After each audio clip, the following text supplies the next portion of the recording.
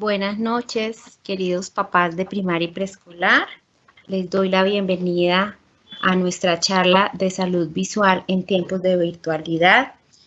Agradezco mucho a Marcela y a Carolina, quienes nos van a estar acompañando en esta charla para darnos algunas herramientas y contarnos lo que tenemos que hacer con nuestros niños y nosotros mismos para cuidar nuestros ojos.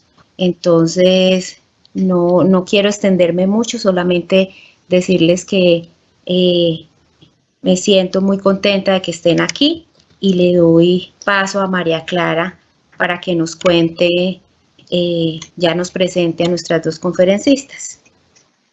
Listo, María Clara. Bueno, muy buenas tardes a todos. Qué bueno que nos están acompañando y como dijo Margarita, pues en la charla de hoy queremos que se lleven muchas herramientas para que puedan acompañar este tiempo de virtualidad en casa. Entonces, bueno, voy a presentar a nuestras dos grandes conferencistas de hoy. Tenemos a Marcela Camacho, que es optómetra, y a Carolina López, que es terapeuta ocupacional, y les voy a contar un poco acerca de la hoja de vida de ellas. Quiero contarles también que durante toda la charla van a tener un espacio de preguntas, pueden ir haciéndolas, realizándolas ahí en el icono que ven que tiene un signo de interrogación, y al final de la charla ellas van a poder estar contestando esas preguntas y dudas que ustedes tengan. Bueno, entonces con esto voy a arrancar con esa presentación. Entonces Marcela Camacho es optómetra de la Universidad de La Salle, hizo rotación clínica de optometría pediátrica y entrenamiento visual en la Universidad de Birmingham, Alabama. Hizo una formación en entrenamiento visual deportivo en Edge Performance en Estados Unidos, un curso de formación en entrenamiento visual deportivo también en el Sports Science Vision Academy.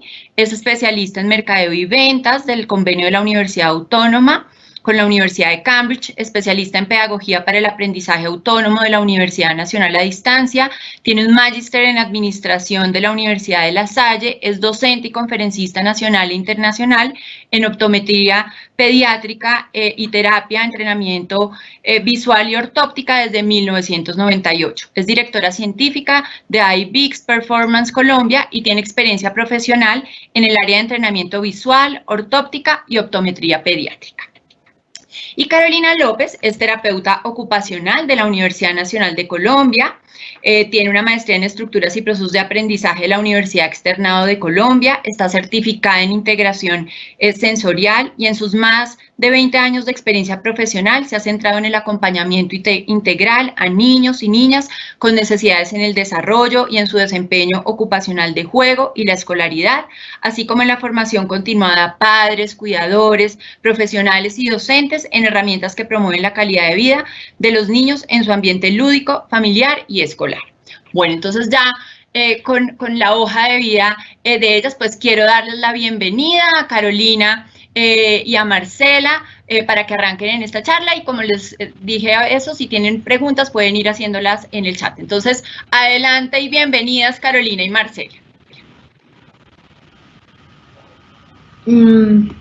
Muchísimas gracias, buenas tardes a todos, es un placer estar compartiendo hoy con ustedes, con toda la comunidad académica y todos los padres del Colegio Marymount. De verdad que es un honor y esperamos ser de gran ayuda para ustedes. Yo soy Marcela Camacho. Hola, muy buenas tardes, yo soy Carolina López.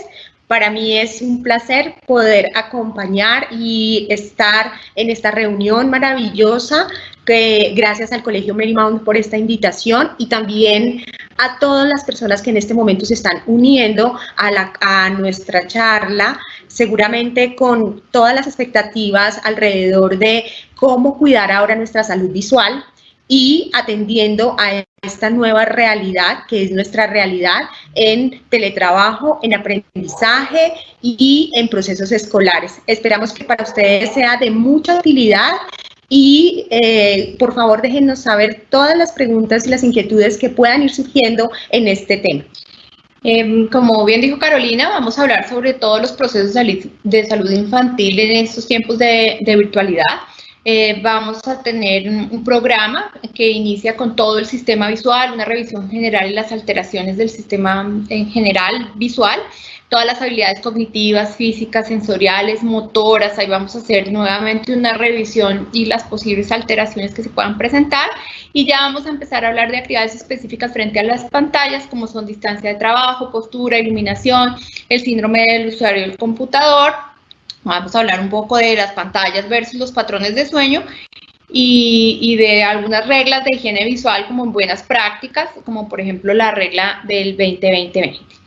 Entonces, arrancando con el tema del sistema visual, es muy importante entender que el sistema visual tiene tres grandes componentes. Una parte es la parte visual, que se refiere a agudeza visual, a refracción, o sea, esos son los exámenes que generalmente hacen a los niños para determinar si necesitan corrección óptica o no, si los niños deben usar gafas, si tienen algún proceso de conjuntivitis, de infección, y de que su sistema permita ver un 20-20. Pero el sistema visual no es solamente ese 20-20. Además de eso, interfiere el sistema muscular, que es lo que vamos a ver más adelante, se ve más afectado con el uso de pantallas, y es donde vamos a dar algunos énfasis de los buenos hábitos para evitar que esto ocurra. Entonces ahí interviene el sistema de acomodación, es el que permite que uno vea nítido. Ese es el sistema que se empieza a dañar después de los 40, cuando las personas dicen ya no veo acá y empiezan a alejar el texto. Es el que permite que a cualquier cambio de distancia se mantenga la imagen perfectamente nítida. El sistema de emergencias es el sistema que permite cuando uno ve cerca hacer esto, pero cuando uno ve lejos hacer esto. Entonces es el que permite que las imágenes se mantengan sencillas, que nunca se vea doble. Y todos los músculos que están comprometidos en el sistema específico de lectura, que es en lo que más lo usan los niños, que son los movimientos de fijación, de sacadas y seguimiento, o sea, esos procesos que uno necesita para ver una letra, para ser capaz de seguir el renglón y para saltar al siguiente renglón sin tener problema de saltos de renglones, de inversión de letras. Sumado a esto, pues está el sistema perceptual, que es el que permite que uno interprete adecuadamente lo que está viendo del entorno. Entonces, ¿qué incluye ese sistema perceptual?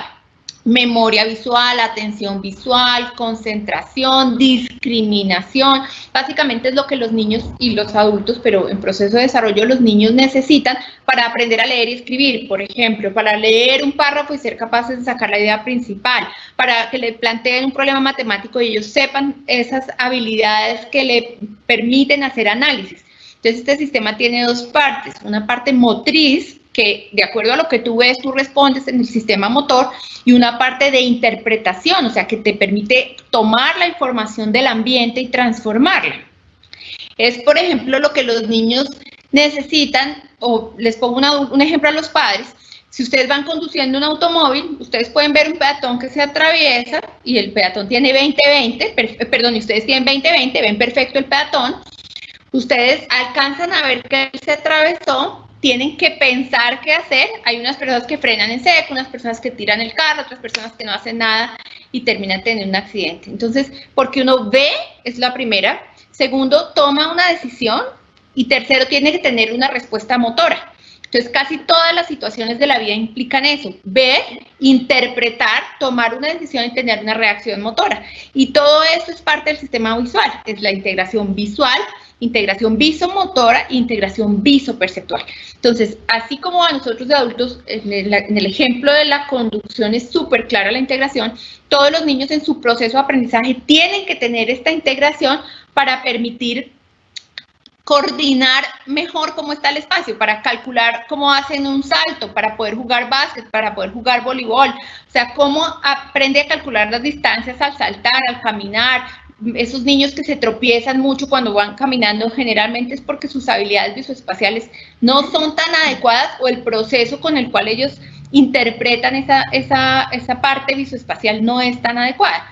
Entonces, lo ideal es que en los niños en formación debería hacerse un examen que incluya la parte visual, la parte de integración motora y la parte visoperceptual o visoespacial, para así sí darse cuenta de un proceso visual de manera completa.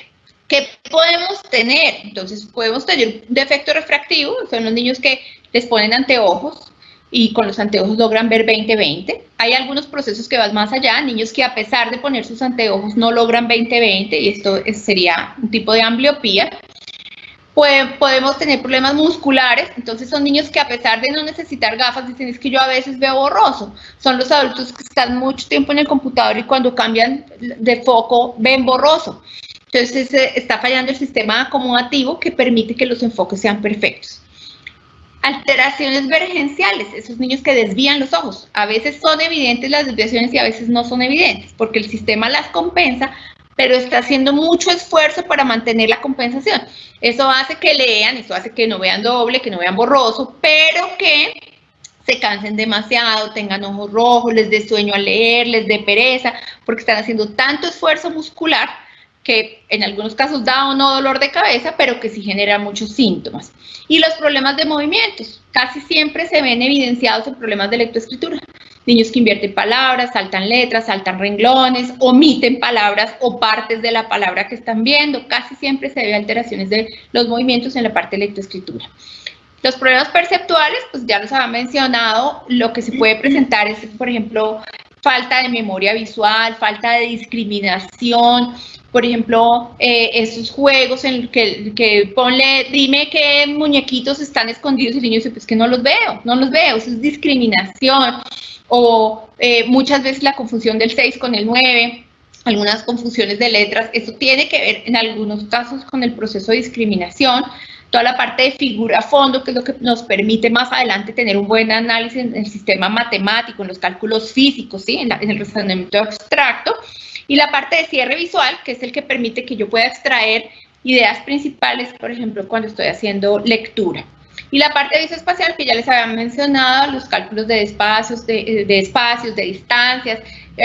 Hay personas, entonces nosotros de adultos tenemos que, o tendemos a juzgar demasiado, decimos: es que es descoordinado, no puede caminar y comer chicle al mismo tiempo, ¿no? Entonces, generalmente son problemas de esa falta de desarrollo visoespacial o visomotora que no se hizo pues en la edad adecuada.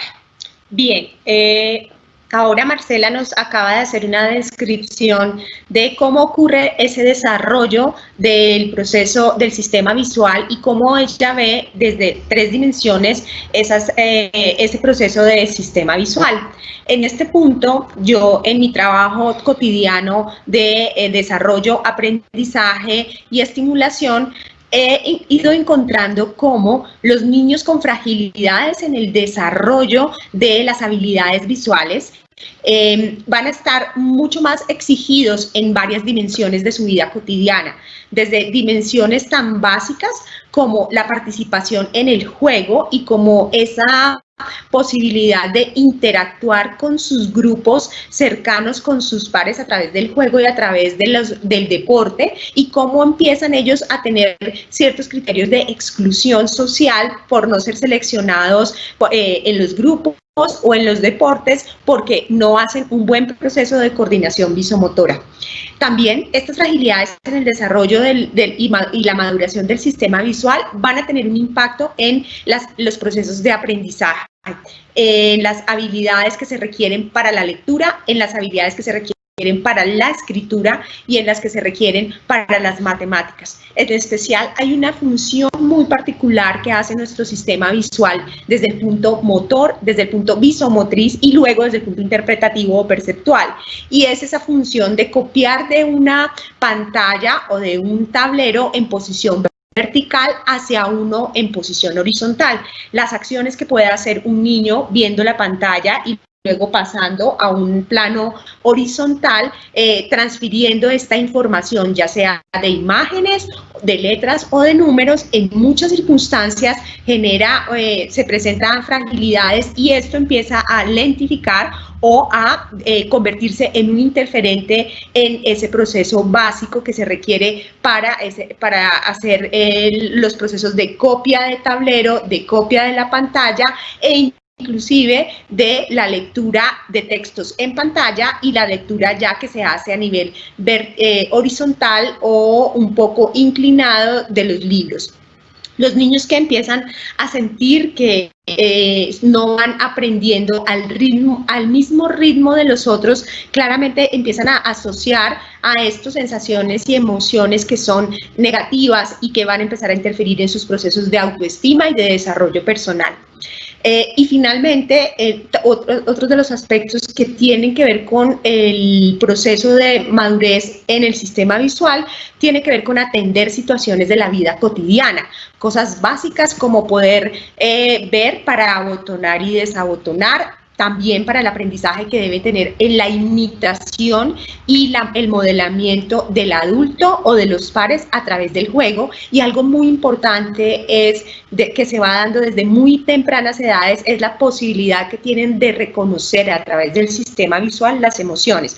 En los procesos de desarrollo o los grandes estudios de desarrollo emocional nos muestran cómo este sistema visual a partir de los 9 meses de edad o antes, tal vez alrededor de los 7 meses, empieza a permitirle a un niño reconocer las caras para las emociones básicas de alegría, de tristeza, de rabia o de miedo. Y esos mensajes que se envían a través de las expresiones faciales y reconocidos por el sistema visual empiezan a construir una base sólida que permite el avance en la regulación emocional. Ya enfocándonos, digamos, en qué incluye o por qué estamos nosotros hablando de este tema, es porque en la realidad que estamos ahora de trabajo en casa y de colegio en casa, homeschool, pues nosotros estamos viendo que los niños pueden tener algunas condiciones que son inadecuadas y que pueden favorecer la presentación de algunas de esas alteraciones de las cuales nosotros estábamos hablando. El primero de estos es la distancia de trabajo. Ustedes ven en la gráfica del lado izquierdo, ustedes ven una persona que debe estar en la posición correcta. La mayoría de los niños, o desafortunadamente muchos de los niños en este momento en casa, pues no tienen el escritorio adecuado, la mesa adecuada y están tomando posturas como la que ustedes ven del lado derecho. Los niños siempre deben tener una distancia de más o menos 40 o 50 centímetros cuando estamos hablando de ordenadores o tablets, computadores o tablets. Si vamos a trabajar con celular, si vamos a trabajar con una tablet o un dispositivo más pequeño, la distancia correcta es esta, que es el largo de su brazo. Incluso para los adultos, la distancia correcta de trabajo es esta, que es el largo del brazo. Si nosotros estamos teniendo mucho tiempo de trabajo en el computador, lo ideal es que nosotros, ahora vamos a hablar del tema, podamos conectar la pantalla o el dispositivo a una pantalla más grande que pueda ser vista a una distancia mayor, porque eso hace que el sistema muscular visual esté trabajando de una manera más cómoda. Bien, y eso se relaciona con todos los temas de postura. Y aquí vamos a verlo desde 3 perspectivas. La primera, la ergonómica, la segunda, la sensorial, y la tercera, pues el estilo y los procesos de desarrollo y madurez postural. Empecemos por la parte ergonómica. Aquí la recomendación que hacemos los terapeutas ocupacionales para todas las personas, y por eso es que esta charla es tan enriquecida para toda la familia, y es que tanto papá o mamá o las niñas al momento de realizar su actividad escolar o laboral, lo ideal al revisar su postura es que puedan cumplir lo que nosotros denominamos la regla 90-90-90. Esta regla 90-90-90 hace que nosotros tengamos alrededor de un 90 grados de flexión de rodilla, 90 grados en cadera, y que los codos también están posicionados alrededor de unos 90 grados. Esta sería la posición ideal que siempre vamos a mantener en el proceso de estar bien sentados, y aquí vamos a tener en cuenta, si se fijan ustedes, esta distancia de la pantalla con relación a la cercanía de los ojos. Es recomendable que las familias tengan en cuenta los aspectos en cuanto a silla y a mesa. Vamos a hablar ahora en una de las recomendaciones sobre cuáles serían los ajustes pertinentes a la silla y a la mesa. Lo ideal es que entonces una silla y una mesa nos permita cumplir esta regla del 90-90-90. Vemos acá unos ejemplos de cómo serían estas posturas incorrectas. Generalmente, muchas veces cuando estamos cansados o inclusive al iniciar una actividad, usamos de apoyo la mano y esto empieza a generar pues muchas tensiones a nivel de codo, de cuello, de espalda y de rodillas. Tenemos otra imagen que esta suele ser muy común porque fíjense que aquí, a pesar de tener una silla apropiada, una mesa apropiada, la distancia entre la pantalla y los ojos, pues la espalda está en una posición inadecuada y esto se da en especial porque no hay un suficiente apoyo o un apoyapiés que nos permita hacer esta regla o cumplir esta regla del 90-90-90. Esta postura incorrecta pues es generalmente una postura que asumimos las mujeres y a veces las niñas también. Entonces, por esto es importante que nosotros tengamos y que podamos hacer estas correcciones, en especial al cruzar la pierna. Cruzar la pierna genera pues una presión muy grande a nivel de las rodillas y de las caderas y hace que nuestro tronco tenga que inclinarse para acceder al teclado y aunque se tenga nuevamente un buen dispositivo o unos buenos dispositivos en mesa y en silla. Entonces es importante que nosotros seamos conscientes de nuestra organización postural y cómo estamos asumiendo esta ergonomía de nuestra postura cotidianamente. Ahí hay unos tips más adelante, unas buenas prácticas que les vamos a plantear alrededor de tómese un tiempo para revisarse cómo está sentado, cómo está viendo, cómo está organizado su espacio de trabajo y allí lo estaremos como especificando puntualmente en cada una de estas áreas. Bien, ahora la sugerencia también de postura cuando usamos laptop o computadores de mesa.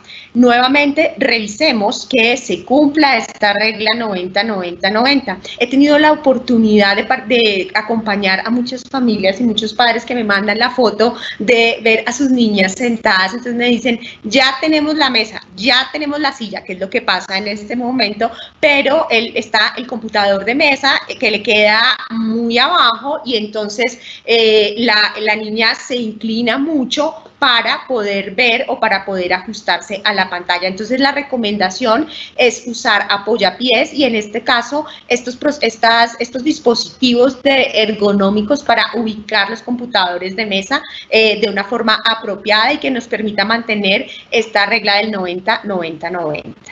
Tenemos aquí otra sugerencia cuando cuando no tenemos estos dispositivos ergonómicos para ubicar los computadores de mesa, pero podemos usar unos libros o unas cajas. En esta circunstancia tenemos que pensar en un teclado extra para que podamos mantener esta postura recta de espalda y además con 90 grados de flexión de cadera. Una recomendación y la voy a dar acá, respecto a la mesa y a la silla. Generalmente puede que en este punto las familias ya hayan hecho unas acomodaciones a estos escritorios o a las mesas o a los lugares de trabajo de sus niñas. Revisen siempre la silla y la mesa de tal manera que si no tienen la posibilidad de hacer un cambio en este momento de su mobiliario, de comprar o conseguir un nuevo escritorio que se ajuste a la medida de la niña o con el riesgo que este era el escritorio que le servía hace 4 meses, pero ya creció y este escritorio o esta silla o esta mesa no le sirve. Podemos recurrir a otras cosas que tenemos en casa. Podemos recurrir a algunas cajas transparentes, algunos libros para poder poner debajo de la mesa o en las patas de la mesa o en las sillas que nos permitan a nosotros ir jugando o haciendo estos ajustes. La recomendación es atienda una sola de las situaciones de acomodación o de ajuste, o la silla o la mesa. Generalmente elija una para hacer este tipo de ajustes o de acomodaciones ergonómicas y que empiece usted a tener un control sobre cuál de estas sería mejor. Subir la mesa, poner en las patas de la mesa unos libros o poner un cojín en la silla para que la niña esté un poco más arriba o más alta, un cojín en el espaldar para que su espalda esté relajada y cumpla con estos 90 grados de flexión de cadera. Bien, aquí tenemos un ejemplo de lo que suele pasarnos, aunque a veces tengamos el mobiliario adecuado, silla y mesa, pero lo que no hemos hecho aquí en ajustes es en lo que tiene que ver con acomodación ergonómica de este dispositivo, y entonces hace que nos inclinamos. Esta era la fotografía que les decía yo más común que he recibido de los padres, pues porque me muestran que está bien la silla, cumple los 90 grados en las rodillas, está la mesa ajustada, pero empezamos a ver que no están los apoyapiés y no está la posibilidad de tener unos elementos allí que permitan la elevación de la cámara y la pantalla, y por eso hay una inclinación en la espalda y se pierde como la alineación de espalda, cadera y rodillas y tobillos. Un momento antes de pasar a la iluminación, perdóname Marcela, aquí entonces estamos hablando de la parte ergonómica. Ahora vamos a hablar de la parte sensorial. Algunas niñas necesitan moverse para atender, y en especial las niñas de preescolar y durante la primera parte de la primaria, tal vez primero y segundo grado. ¿Por qué? Porque, pues, por dos características fundamentales. Las niñas se van a mover porque su cuerpo y sus músculos están en desarrollo y su cerebro también, y necesita finalizar o completar esa etapa del desarrollo motor para poder, estar avanzando en otros procesos del aprendizaje y en otros procesos cognitivos. Entonces, seguramente este proceso se va a dar durante las clases virtuales, que ustedes vean que las niñas se mueven un poco más.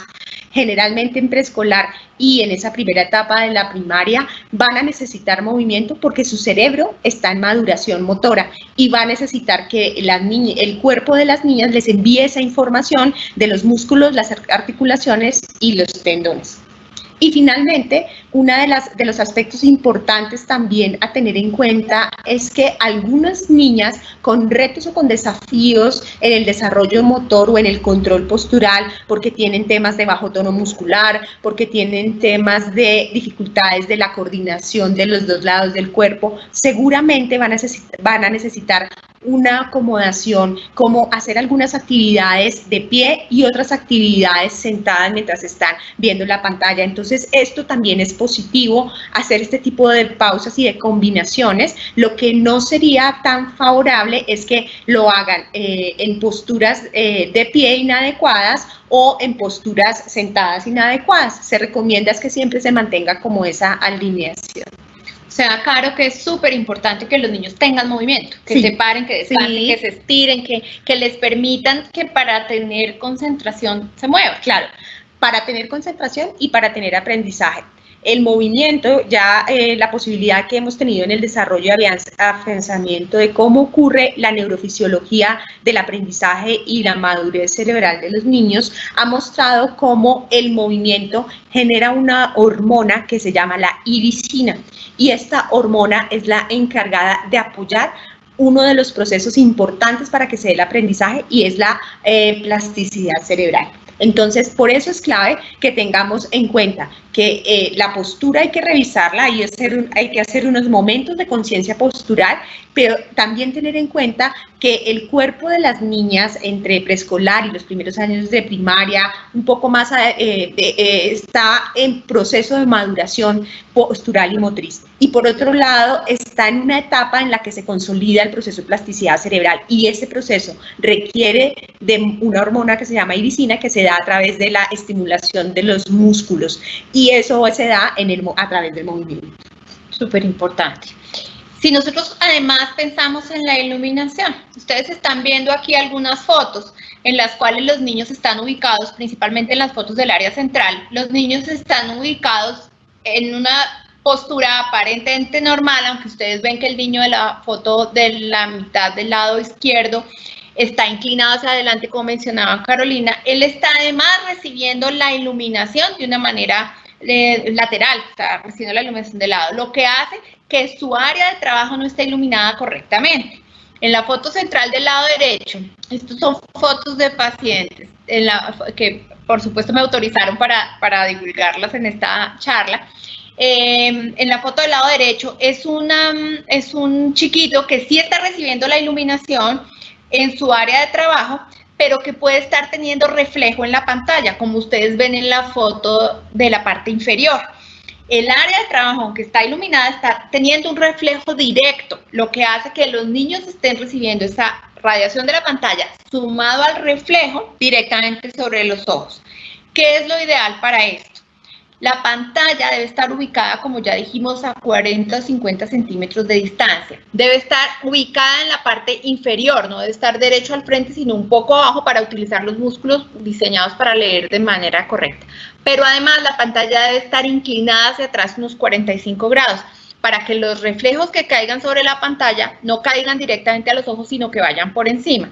Y además, para permitir que el área del trabajo del niño no genere tanto cansancio por el esfuerzo visual que está haciendo de tratar de leer sobre el reflejo, sobre este destello. Si ustedes ven la foto de la niña, señorita del lado derecho, esta foto es de internet, en esta foto se percibe lo que muchos adultos y adolescentes están haciendo en la actualidad, y es con la luz apagada ya en horas de descanso en que deberían estarse ya destinando a los procesos previos al sueño, recibiendo ese reflejo y esa estimulación luminosa directa sobre los ojos. Entonces, siempre lo ideal sería combinar luz blanca con luz amarilla para que esa frecuencia de centelleo de parpadeo que a veces tienen las luces blancas o llamadas luces frías se compense con la luz cálida, porque ese centelleo, ese parpadeo genera cansancio. Lo ideal sería poder combinar luz blanca con luz día, pero en caso de que ya la luz día no permita, o sea, un día gris, combinar luz blanca y luz amarilla. En los casos en que los estudiantes o algunos de ustedes tengan lámparas de mesa, como están viendo en la fotografía del lado izquierdo, cuando nosotros tenemos una luz muy cerca, la pupila, que es el punto negro central del ojo, su función es mediar la cantidad de luz que entra en el ojo. Entonces, cuando nosotros tenemos una luz muy cercana, la pupila se cierra para que la cantidad de luz que entra al ojo no sea tanta. Y cuando hay oscuridad, la pupila se dilata. Entonces, si ustedes ponen una luz muy cerca, una fuente de luz muy cerca, la pupila va a estar todo el tiempo en contracción. Y eso hace que se genere más cansancio visual. Entonces, lo ideal cuando usamos dispositivos o lámparas de mesa es que la lámpara esté por lo menos 1 metro por encima del eje visual, para que la pupila no esté haciendo constricción permanente y eso no aumente el cansancio del trabajo frente a, pues ya sea el trabajo en escrito o el trabajo en computador. Yo les mencionaba que en la foto anterior los niños están recibiendo radiación de las pantallas. Esto es radiación de luz azul. La luz azul está dentro del espectro de la luz ultravioleta está dentro del espectro de radiación azul. Entonces ya casi todos los anteojos y los dispositivos vienen con filtros de absorción de luz ultravioleta, pero no vienen con filtros de absorción de luz azul. Hay muchas investigaciones científicas que sustentan que la exposición a radiación de luz azul genera alteraciones en la retina, específicamente en el área central que se llama la mácula, que son irreversibles y que son de manera, o sea, no se van a ver ahorita, se van a ver en 20 o 30 años. O sea, puede ser que los niños en este momento no tengan su retina perfecta, no tengan ningún daño, pero a 20 o 30 años ya empiezan a presentar una degeneración macular. Aumenta el esclerosamiento del cristalino. ¿Eso qué quiere decir? Que nosotros estábamos acostumbrados a que los que presentan cataratas son los adultos mayores de 60, 70 años, pero resulta que con esta exposición a radiación azul ya han encontrado casos, evidencia científica que demuestra que se aumenta el esclerosamiento del cristalino, lo que va a generar cataratas a muy temprana edad, o sea, más temprano que lo que nosotros estamos acostumbrados en este momento de la vida. Este tema de la radiación azul está debatido y por eso trajimos algunas evidencias científicas con Carolina. Ustedes ven en el artículo, todos estos son artículos de literatura científica, artículos indexados, o sea, de alto nivel científico. En el primero del lado izquierdo ustedes ven cómo esta investigación evidenció que la luz azul evidentemente altera el pigmento de las células epiteliales. En el artículo del medio ustedes encuentran cómo esa luz azul genera degeneración retinal. O sea, que la retina, por efecto de acumulación, puede presentar a largo plazo degeneración macular. El artículo del lado derecho es una revisión bibliográfica de evidencia científica en la que hablan de cómo esa protección ante la radiación de luz azul realmente es efectiva en la absorción para evitar los daños. Aquí tienen específicamente hablando de las gafas, porque la solución para esto sería tener anteojos que tengan un antirreflejo de absorción de luz azul. En el caso que los dispositivos no tengan este proceso de control de la luz azul. Sí, hay computadores que tienen, los iPhones tienen, sí, pero hay algunos dispositivos que no tienen esa posibilidad de filtros de radiación de luz azul. Entonces, si una persona usa anteojos, lo ideal es que sus anteojos tengan el antirreflejo blue.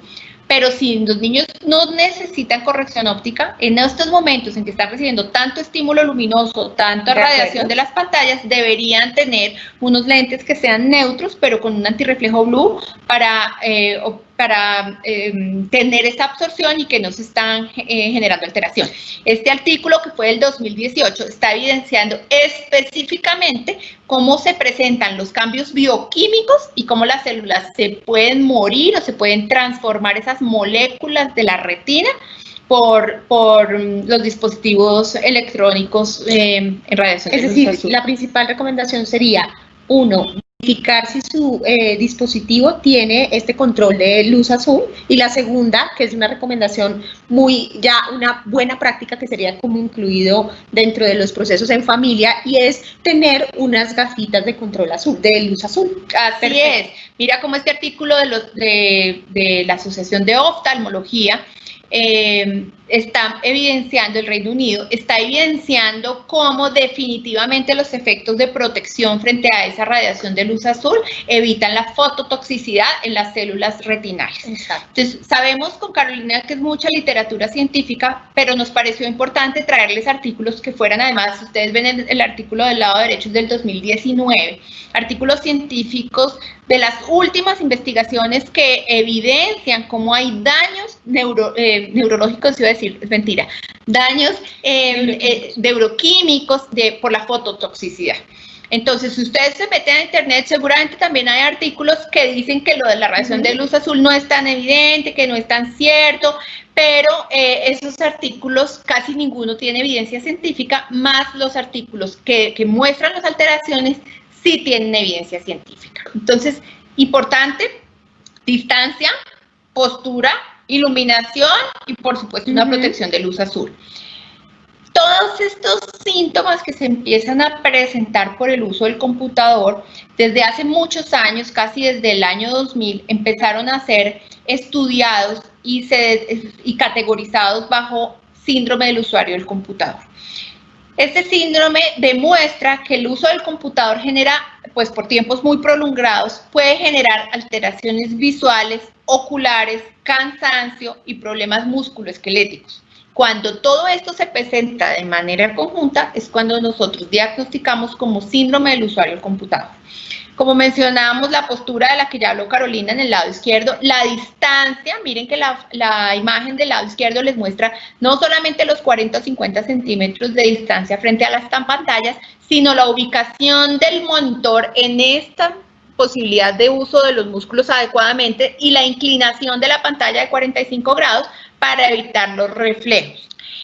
Cuando esto es muy difícil, y lo sabemos y mucho más en los niños, que ellos estén perfectamente rectos, con buena postura, con buena distancia, con buena iluminación, porque ellos se cansan, se acercan, juegan con la pantalla, entonces esos hábitos hace que no sea tan fácil de controlar y lo sabemos, pues obviamente yo también tengo un hijo en casa al que le veo estos en el día a día, pero en lo posible si se mitigan, pues se evita este síndrome de usuario del computador que viene acompañado, dolor de cabeza, ojos cansados, rojos, estrés visual. Ese estrés visual generalmente, además del cansancio, da visión borrosa, cambios de enfoque con dificultad, que de pronto ustedes miran el computador y van a mirar lejos o vean borroso, vean doble, que sientan sensación de ojo seco, porque tanto el calor como la luz hacen que los mecanismos lagrimales cambien. Entonces pueden generar además ojos rojos por ojo seco, o ojos rojos por ese aumento del lagrimeo, por ese cambio en la estructura lagrimal y en la hidratación adecuada del ojo,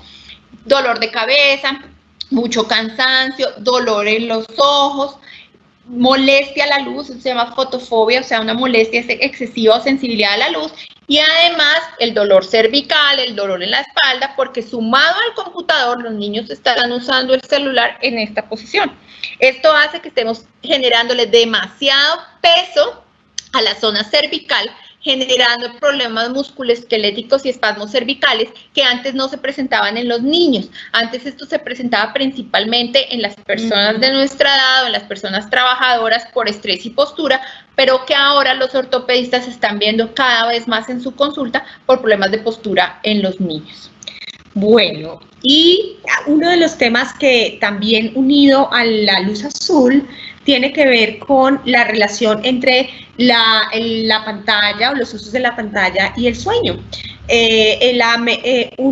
La neurohormona encargada de activar los mecanismos de sueño se llama melatonina y generalmente se produce al llegar la noche, empieza a producirse y alcanza el máximo nivel cuando hay oscuridad o cuando hay una mayor oscuridad, y empieza a disminuir en la mañana.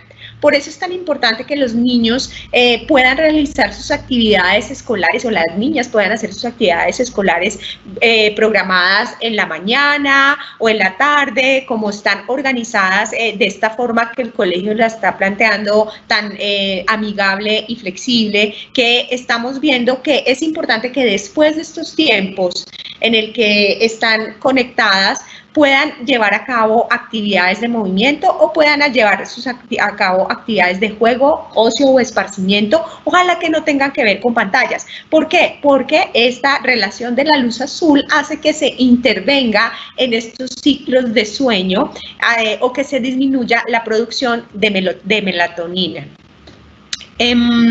Nuevamente tenemos aquí algunos artículos que nos están mostrando cómo esta asociación entre la luz azul, el efecto de las pantallas en esa relación con el sueño y con los estados de alerta y de vigilia, porque claramente pues hasta allí en este proceso de iluminación pues es lo que vamos a estar teniendo en la medida que los niños sigan conectados durante el resto del día en las pantallas. Entonces aquí la invitación es a pantallas que sean mucho más para la parte escolar, de aprendizaje y obviamente pues la familia de trabajo, el papá o mamá con su trabajo, pero que una vez estas actividades se detienen puedan realizar otro tipo de actividades, y esa es la recomendación que vamos a hablar en un rato.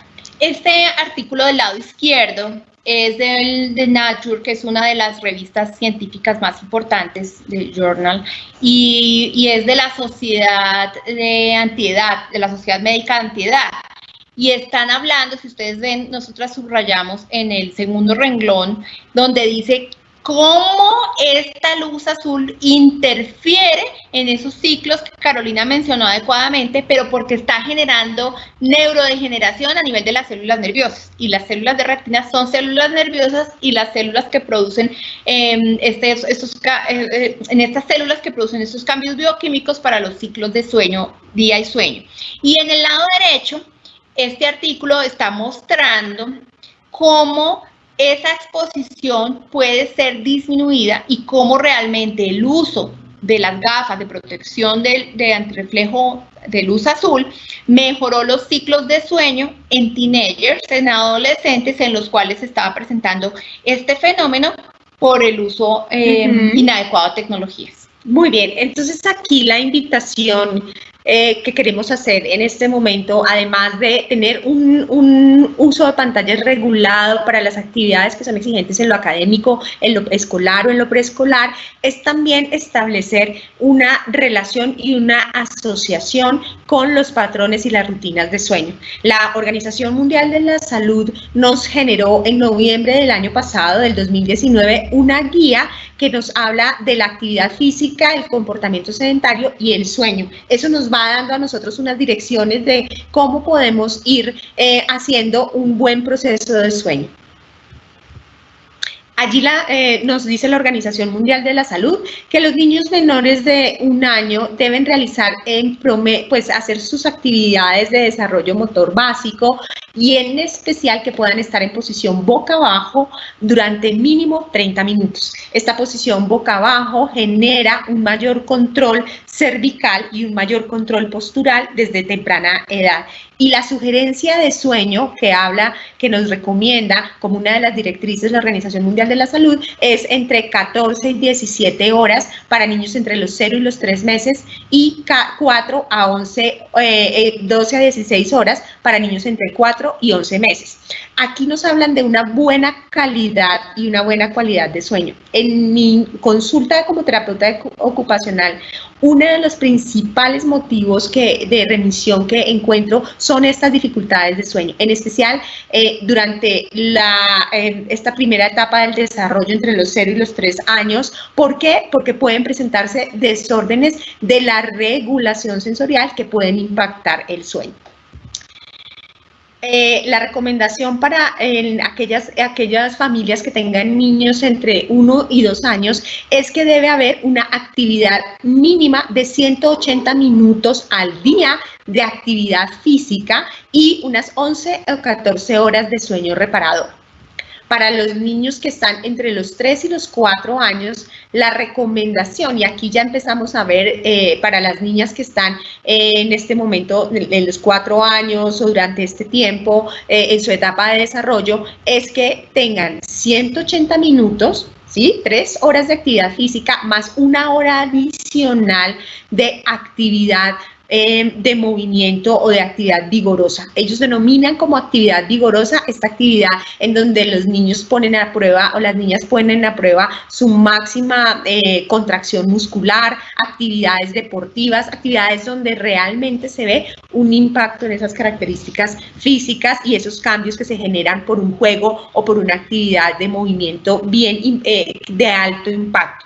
De alto impacto, ¿cómo puede ser ahora esta actividad de alto impacto, en especial cuando las niñas ya pueden salir unos tiempos al parque? Pues aprovechen este momento para que salgan al parque, para que suban a los columpios, para que puedan trepar, para que puedan patinar, para que puedan montar bicicleta. Esos son los 60 minutos de actividad vigorosa. Y la recomendación es de sobre 10 y 13 horas de sueño reparador o de buen sueño. Alrededor de los 5 años, la propuesta o las directrices que nos hace la Organización Mundial de la Salud es que la sugerencia es que las niñas puedan tener igual 180 minutos de actividad física más 60 minutos de actividad vigorosa y también 10 a 13 horas de sueño reparador. Entre los 7 y los 12 años, la sugerencia es que ya hay un mayor tiempo de permanencia en pantalla. La recomendación que ellos nos dan es que ojalá este uso de pantallas no se dé entre las comidas y durante actividades que puedan ser básicas de familia. Entre los 12 y los 15 años ya no hay un límite, digamos, de exposición a las pantallas. Aquí lo importante es seguir estas buenas prácticas de las que les estamos hablando alrededor de distancia, postura, iluminación, organización postural y todas las que hemos mencionado anteriormente. Y en más de los 16 años, la recomendación es que puedan, además de su actividad escolar, tener unas 2 horas adicionales de tiempo libre en redes o de actividades que puedan hacer en redes, pero una de las principales recomendaciones es que los computadores o los dispositivos no estén en los dormitorios.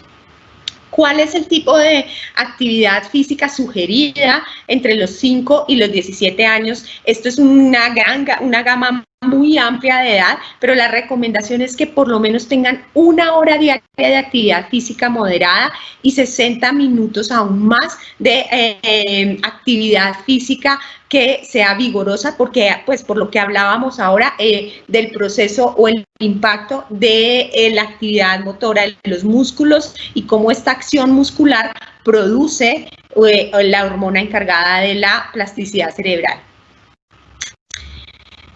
Y la recomendación ya para los adultos, padres de familia, los abuelos, es que es importante practicar 150 minutos semanales de actividad física moderada o 75 minutos semanales de actividad física intensa. Esto para nosotros como adultos es clave también porque hace parte de nuestra salud integral y al hacer parte de nuestra salud integral, pues de nuestra salud visual claramente.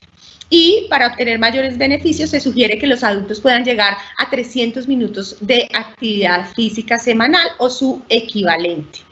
Las actividades de fortalecimiento muscular 2 días a la semana, de tal manera que se ejerciten grandes conjuntos musculares.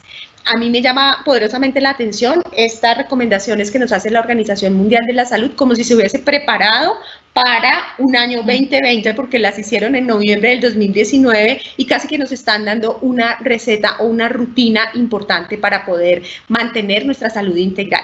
Lo segundo, alrededor del sueño.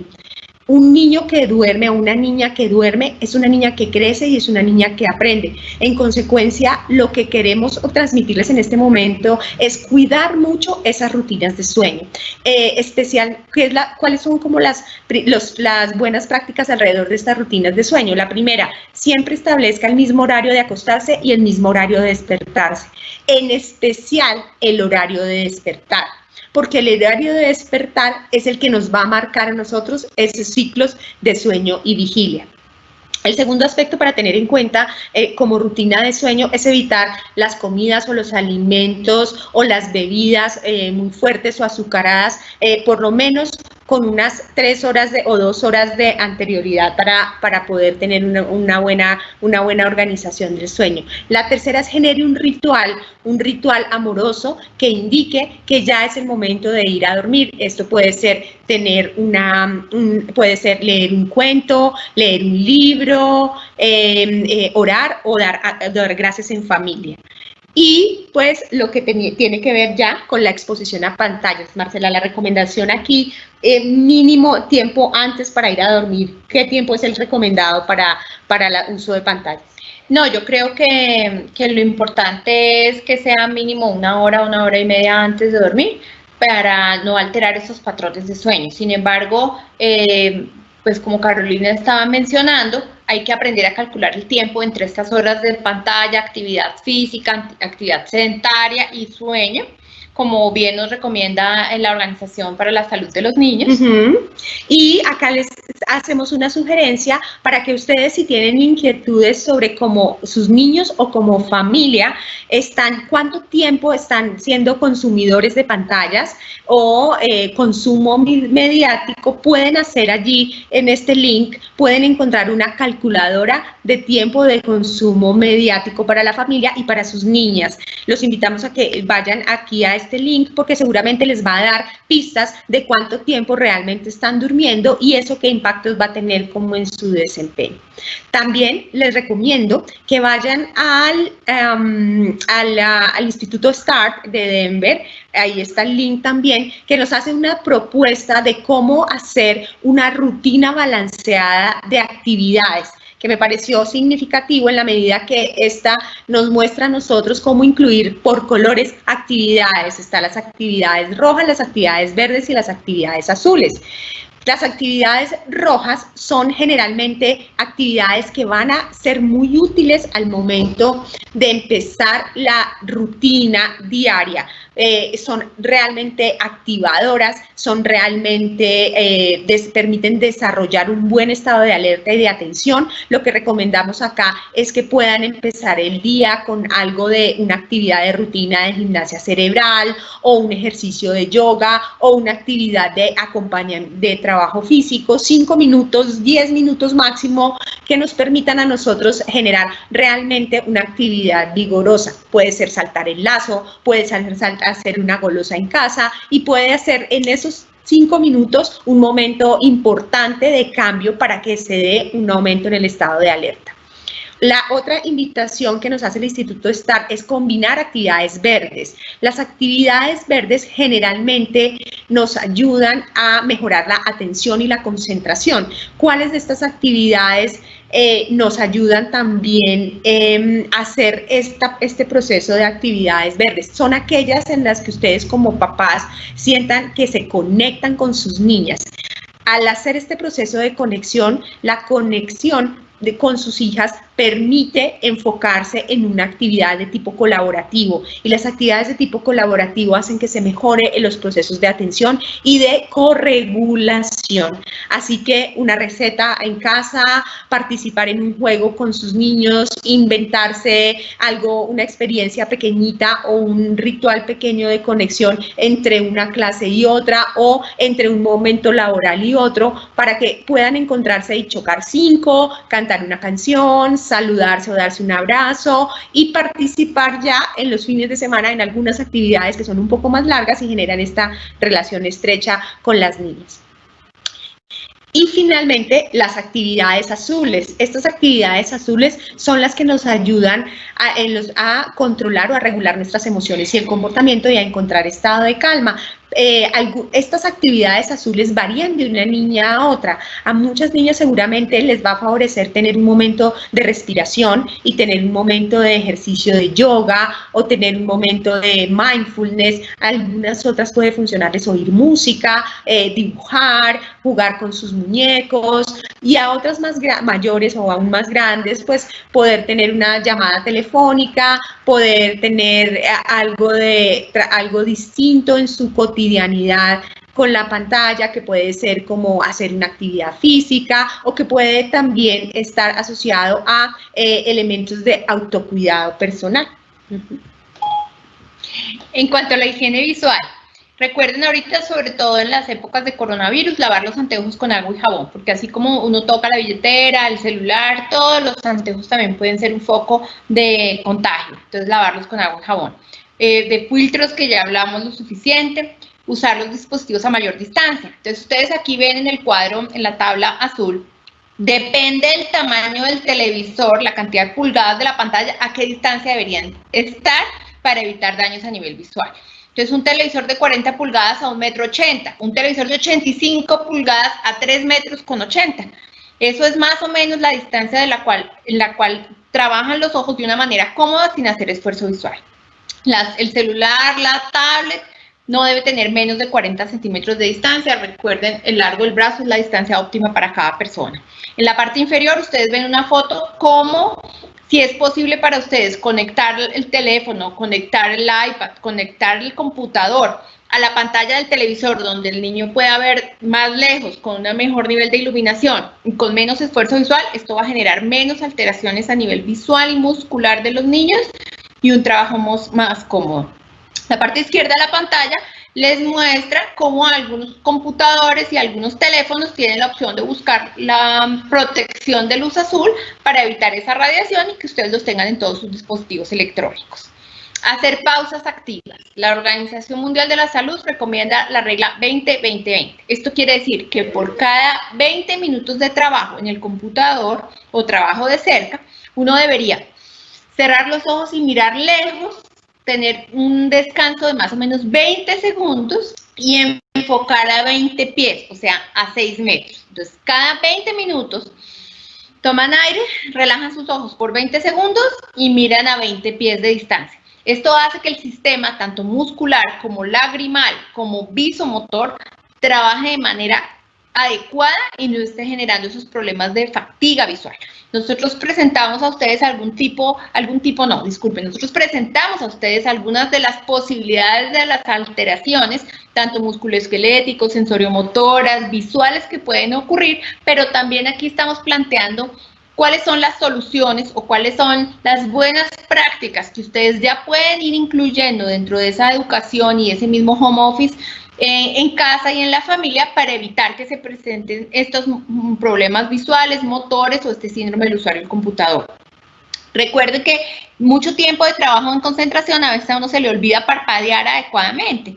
Entonces, recordar el parpadeo frecuente para que la lágrima no se evapore y no se empiecen a tener problemas de ojo seco.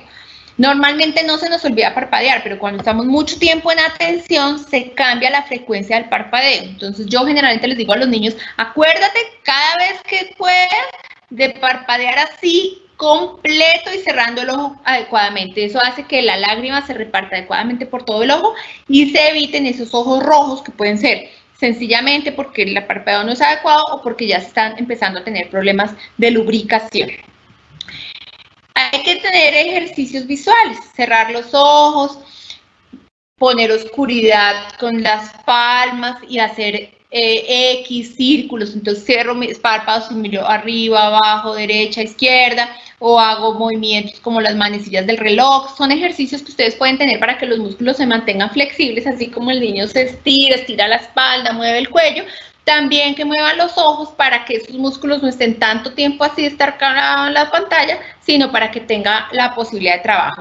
Esta foto de la parte inferior son algunos kits de ejercicios que también se pueden hacer en casa para que los niños mejoren el seguimiento, los movimientos en la lectura, para las vergencias, la acomodación, que ya serían pues como específicas, ejercicios más específicos cuando ya se empiezan a presentar algún tipo de alteraciones.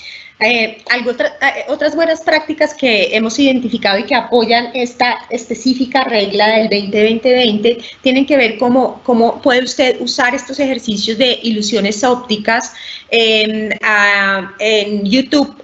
Pueden descargar videos de una página que se llama satisfying.com y allí ustedes encuentran imágenes que ayudan a relajar la visión. Y también ustedes pueden descargar o imprimir otras imágenes ópticas y ubicarlas en diferentes, en especial a lo lejos, alrededor de unos 4 metros del lugar donde están realizando la actividad laboral o la actividad escolar con sus niñas, para que ellas tengan ese referente de poder observar en algún momento alguna de estas ilusiones ópticas y que ayude a la regla 20-20-20. También si ustedes tienen pues lecturas en la pantalla, libros en pantalla, les recomendamos usar la función de bookmark, que permite que ahí después de 20 minutos hagamos el ejercicio de respirar para que se oxigene todo el sistema visual y se pueda dar una buena, pues todos los aspectos que nos acaba de mencionar Marcela sobre higiene visual. Y las dos últimas buenas prácticas, una de ellas es establezca un toque de queda de dispositivos para ciertas horas, es decir, en las horas del desayuno, las comidas y otro tipo de rutinas están en toque de queda los celulares y los dispositivos y las tablets o computadores. Y la tercera es ubique un ambiente virtual de aprendizaje, pero este ambiente virtual de aprendizaje que en casa que favorezca que el niño se sienta o que las niñas se sientan en esta sintonía de estar en su clase y además que le permita también a usted monitorear qué está haciendo. Puede ser en un lugar al que ustedes como padres tengan acceso. Eviten que las pantallas estén en las habitaciones y genere unas posibilidades de varios lugares o espacios de trabajo en casa, porque esto permite también que haya una variación entre momentos de trabajo de los papás y momentos de trabajo de las niñas y lugar donde pueden acceder en casa, porque pues todos en algún momento van a estar unos en home office y otros en homeschooling. Les agradecemos muchísimo. En este momento ya terminamos nuestra presentación y les queremos agradecer mucho su participación y estar acompañándonos acá. Aquí tienen nuestros mails y vamos a entrar a preguntas. Sin embargo, si ustedes tienen alguna pregunta adicional sobre que no alcancemos a ver o a desarrollar, pues por supuesto nos la pueden hacer directamente, que en lo posible de nuestras posibilidades estaremos atentas a ayudarles. Bueno, Carolina y Marcela, muchísimas gracias por esta información que nos brindan esta tarde tan importante. Dándoles las gracias, pues damos espacio a las preguntas. Tenemos una primera pregunta Marcela nos habló de los filtros de luz azul y del uso de las gafas. Sin embargo, esta pregunta es una pregunta muy puntual acerca de si recomiendan Blue Light Blocking Glasses para niñas de 5 años o desde qué edad sería recomendable el uso de gafas. Esas blocking glasses sí deberían ser usadas en los niños desde temprana edad, desde que estén expuestos al uso de pantallas durante el día. O sea, la respuesta es sí. Si no tiene efecto refractivo, pues unas gafas neutras, pero que tengan esta absorción de radiación azul. Ok, muchas gracias, Marcela. Antes de continuar, les recordamos, haciendo clic en la pantalla, en el icono de pregunta, pueden ir registrando sus preguntas si surgen nuevas. La siguiente pregunta, Carolina, ustedes nos comparten, Carolina y Marcela, qué tipo de actividades y cómo están categorizadas esas actividades que se recomiendan realizar y sobre todo en estos tiempos de virtualidad, ¿verdad? Sin embargo, esta pregunta es muy puntual. ¿Cuáles serían esos tipos de actividades físicas que pueden ser más recomendables para mejorar la postura? Teniendo en cuenta que la postura, según lo que ustedes nos comparten hoy, es una de las prácticas principales para el cuidado visual. Sí, en especial se recomiendan las actividades o los ejercicios de estiramiento para poder favorecer un cambio en la posición y en la longitud de los músculos. Y por otro lado, las actividades que generan algo de contracción.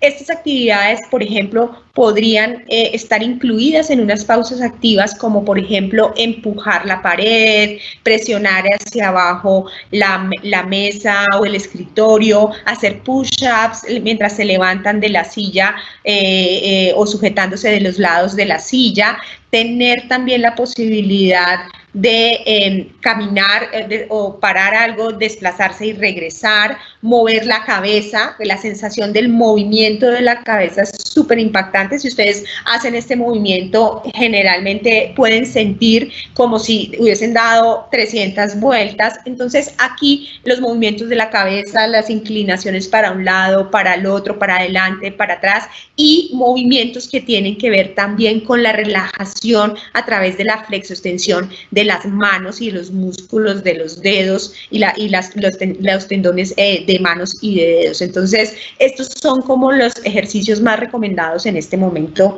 para las pausas activas. Ahora, otro tipo de ejercicios, como los mencionamos ahora, dentro de lo que podría denominar la Organización Mundial de la Salud como actividad vigorosa, pues en este punto es posible que las niñas puedan salir de casa y todas estas experiencias, oportunidades naturales en un parque, columpio, rodadero o con elementos que ya ellas de juego que tengan como bicicletas, patinetas, patines. Estas son actividades vigorosas o una actividad deportiva, lanzar y recibir un balón, trotar y bailar resultan favorables para la actividad física vigorosa y complementándolo con una actividad de física como por ejemplo yoga o estiramientos o generan un buen equilibrio entre esas dos actividades.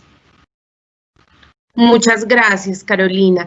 La siguiente pregunta es si es bueno usar gotas lubricantes para los ojos. Fíjate que nos daban la recomendación del parpadeo, cómo debe ser ese parpadeo, pero otra práctica que se suele usar son las gotas lubricantes, pero ¿qué tan buenas serían en los niños o en los adolescentes? Mira, la mayoría de las veces los niños no tienen problemas de ojo seco. La mayoría de las veces el síntoma está asociado más con alergias oculares. Entonces, los síntomas pueden ser muy parecidos, pero si los niños además tienen moco, se rascan la nariz, se rascan los ojos, el ojo seco casi nunca da rasquiña, da ojo seco, da ojo rojo, pero no da rasquiña. Entonces, los niños que se están rascando, tienen antecedentes de otitis, de sinusitis, son niños que generalmente son alérgicos y la indicación sería más manejarles la alergia. Si definitivamente no hay ningún antecedente y no le ven asociado ningún tipo de prurito o rasquiña, pues en los niños tan pequeños, digamos que no es necesario usar lubricantes oculares, es mejor que aprendan a parpadear adecuadamente y casi no se va a presentar, pero en los adolescentes, sobre todo en las adolescentes, con los cambios por la menstruación y los cambios hormonales, pueden empezar a tener síntomas de ojo seco, y lo importante es que el medicamento, que no sea un medicamento, que sea un lubricante ocular, ¿sí? Que tenga una carboximetilcelulosa, que es el genérico, digámoslo así, pero que no venga asociado a ningún medicamento. Si ustedes van a las droguerías directamente a pedir un lubricante, generalmente ellos venden uno que es como para los ojos rojos y lo que tiene es un vasoconstrictor. Entonces el ojo deja de estar rojo, pero porque está cerrando esa permeabilidad vascular, y no necesariamente porque sea solo un lubricante. Entonces asegurarse que sea solo lubricante ocular. Y me extendí para la respuesta porque sí se puede usar en niños un poquito mayores, pero muy cuidadosamente, que realmente sea un lubricante y no esté asociado a ningún otro fármaco. Perfecto, Marcela, muchas gracias. Y la última pregunta que nos formulan es, ¿dónde se pueden conseguir los lentes de bloqueo de luz azul? ¿Cómo saber cuál es el lente apropiado?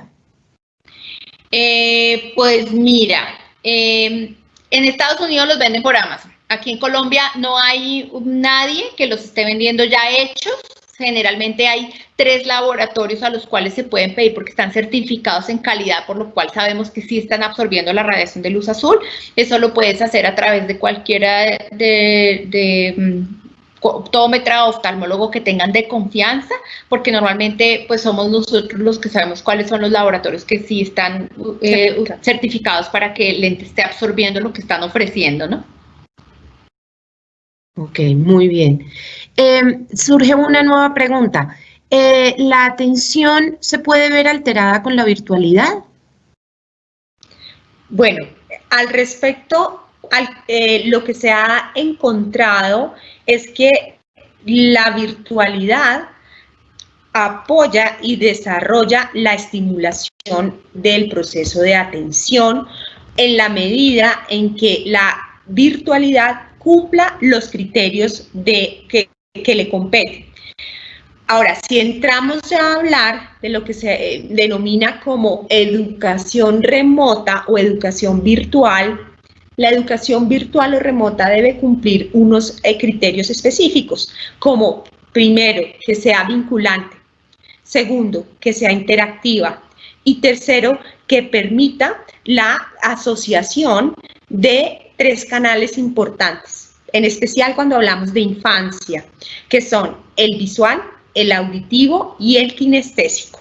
Así que no es que en este momento la virtualidad afecte el proceso de atención. De hecho, hay muchos estudios que respaldan cómo programas virtuales o de entrenamiento visual atencional son muy efectivos en el desarrollo de la atención.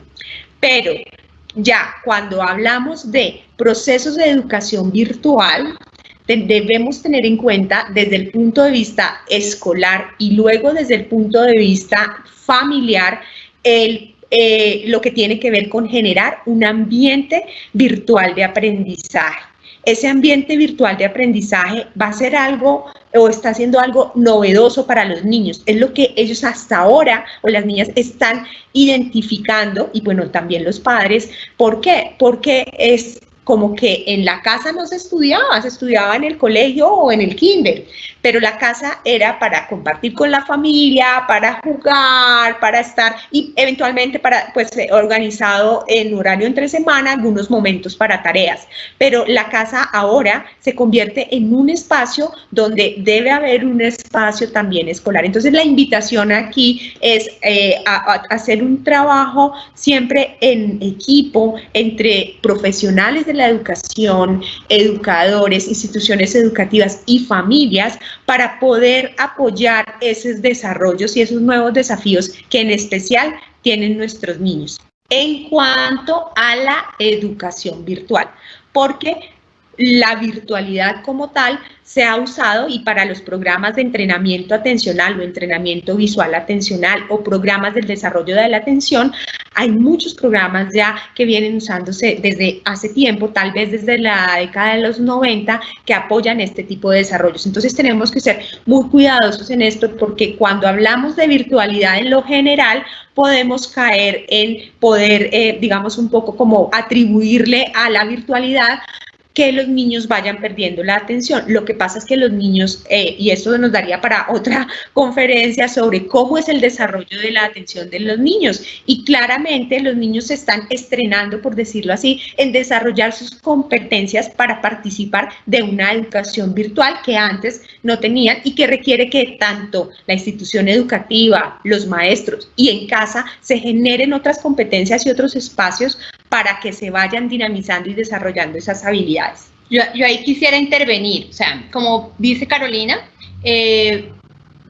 digamos que desde que haya un acompañamiento no se afectan sus problemas atencionales. Ahí es súper importante que ustedes, o sea, los pedagogos, los especialistas en el área, y es súper importante que el colegio esté dando un apoyo. Por eso Carolina y yo tuvimos la oportunidad de hablar pues con todo la parte directiva del colegio y la parte pedagógica, y sabemos que los procesos que están llevando pedagógicamente para las niñas están acordes con su edad.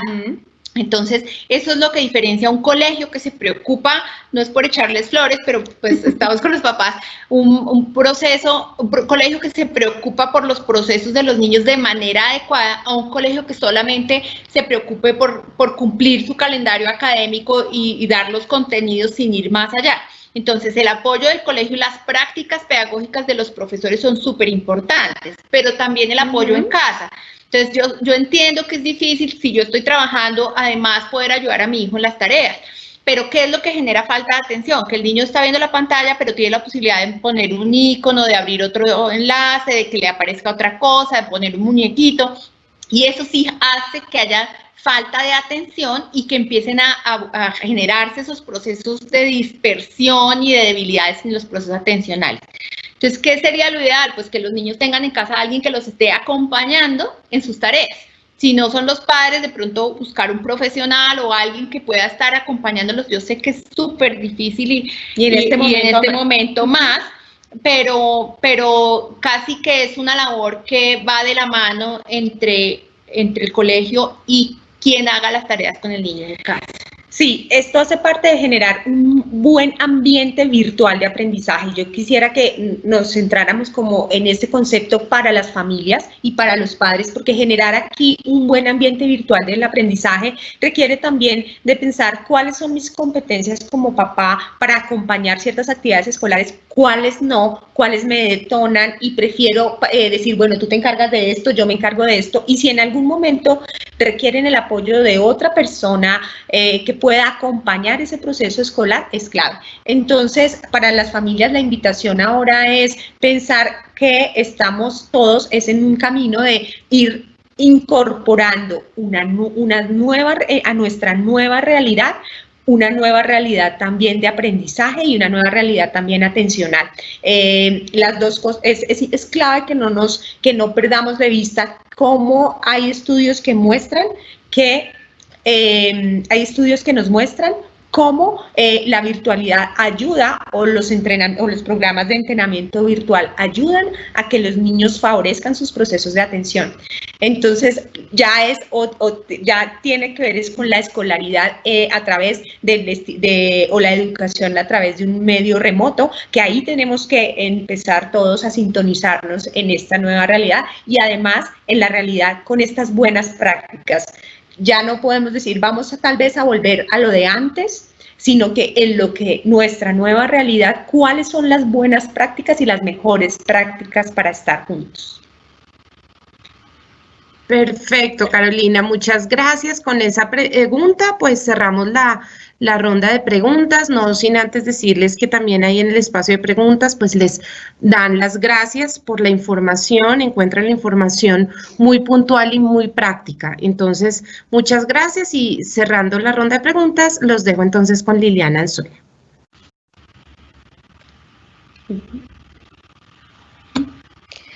Listo, gracias Mari. Muchas gracias y aprovecho porque pues no los había saludado, a saludar a todos los asistentes y agradecer por su participación en este espacio. Sabemos que por las diferentes obligaciones que tenemos en el día no siempre es fácil, pero para nosotros era muy importante poder contar con ustedes en este momento para, sobre todo, alinearnos. Es importante y ya de algo de eso ya han referido, pero es importante que ustedes sepan que todos nuestros profesores ya recibieron una formación relacionada con esto, que esta formación nos ha permitido modificar nuestras prácticas, incluir algunas pausas activas ya con unos lineamientos mucho más específicos, comprender las consecuencias de tener tiempo además a las niñas expuestas, sobre todo las más chiquitas en donde se encuentra que hay un mayor riesgo. Y también quiero contarles y en esa medida seguir agradeciendo a Marcela y a Caro porque ellas también nos han venido acompañando en la revisión de la didáctica que tenemos programada tanto en los momentos sincrónicos como asincrónicos. Entonces, de verdad, a las dos, muchísimas gracias. Estoy de acuerdo cuando nos cuentan que es muy práctica la información. A Margarita, a María Clara y a Mari, gracias por la compañía y por haber traído estas dos interlocutoras que nos han apoyado muchísimo, y a Juan Carlos, a Víctor, que nos acompañaron con la parte técnica.